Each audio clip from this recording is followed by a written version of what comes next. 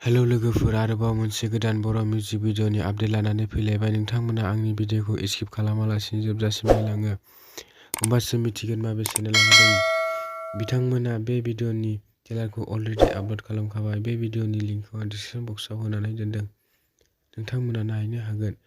भिडिअ'खौ नायखांबायबा माबायदि मोनदों कमेन्ट खालाम, आरो बेफोरबायदि भिडिअ'खौ नायनो मोजां मोनोब्ला आंनि चेनेलखौबो साबस्क्राइब खालामना लानो हागोन, मानोना आं बेबायदिनो बर' फिल्म आरो बर' मिउजिक भिडिअ'नि सोमोन्दै निउस लानानै फैयो बे चेनेलाव। नोंथांमोना बेफोरबायदि भिडिअ'खौ नायनो मोजां मोनोब्ला चेनेलखौ साबस्क्राइब खालामना लानो हागोन।